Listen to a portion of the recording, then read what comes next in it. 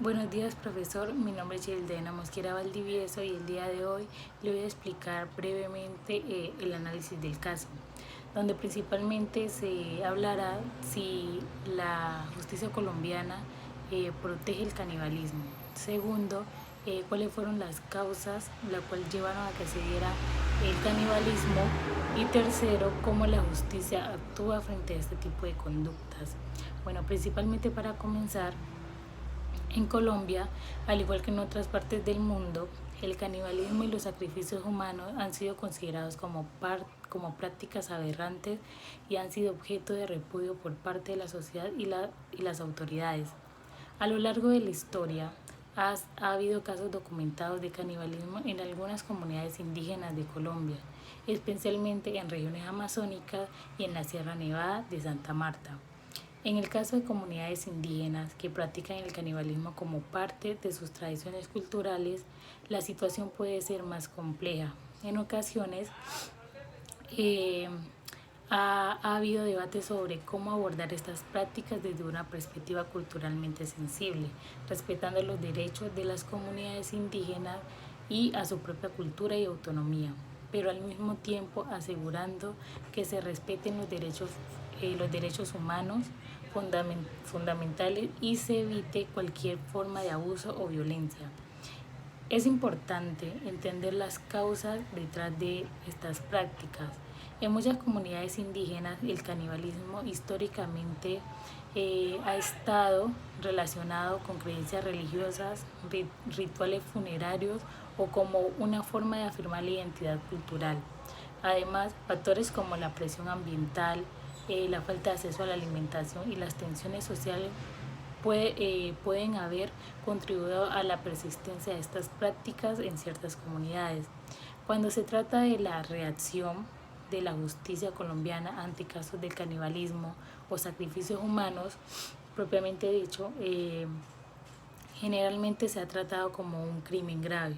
Las autoridades colombianas están comprometidas con la protección de los derechos humanos y el respeto de a la vida, por lo que cualquier práctica que implique el consumo de carne se considera ilegal y sujeta a procedimientos judiciales. Las posibles causas que pueden motivar la práctica del canibalismo son diversas, pues esta parte le voy a explicar un poco más a profundo para que entiendan mejor el por qué o cuáles fueron las circunstancias que llevaron a las comunidades indígenas a este tipo de prácticas. Bueno, principalmente por la escasez de alimentos.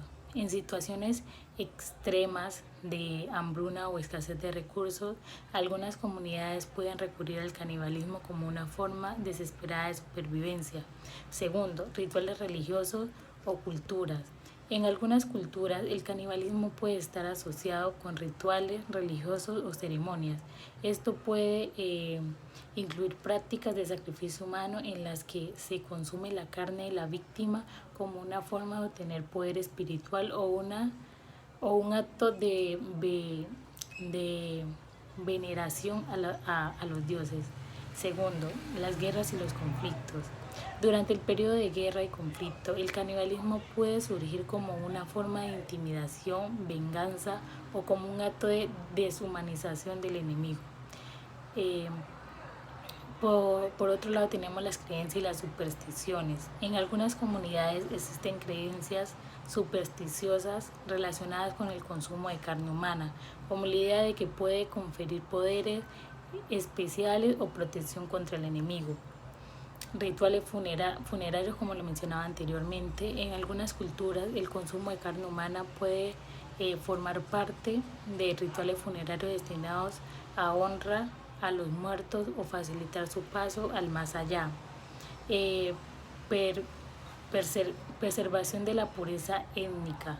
En casos extremos, el canibalismo puede ser utilizado como forma de preservar la pureza étnica de una comunidad al evitar el contacto de otros grupos externos. Es importante tener en cuenta que el canibalismo es una práctica extremadamente rara, pues en mi concepto, ¿no? En la que la mayoría de la sociedad y generalmente está fuertemente estigmatizada y condenada. Las causas que lo motivan suelen ser complejas y multifacéticas. y pueden variar ampliamente según el contexto histórico, cultural y social. Bueno, y ya para responder la última pregunta sobre cómo la justicia actúa frente a este tipo de conductas, que en Colombia el canibalismo está tipificado como un delito específico en el Código Penal. Sin embargo, los actos de canibalismo pueden ser perseguidos y castigados bajo diversas disposiciones legales relacionadas con el homicidio, violencia contra las personas, el tráfico ilegal de restos humanos u otras conductas delictivas. Por ejemplo,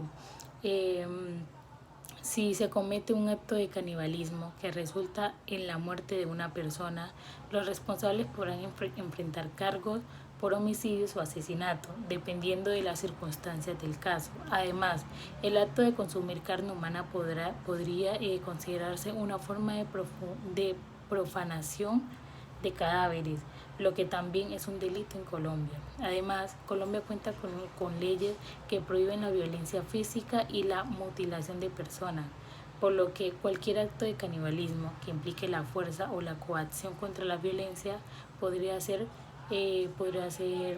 procesado bajo estas disposiciones legales. Aunque el canibalismo en sí no está explícitamente tipificado como un delito separado del Código Penal colombiano, los actos involucrados el canibalismo pueden ser considerados y juzgados como violaciones de otras leyes penales en el país. Bueno, eso fue todo por hoy.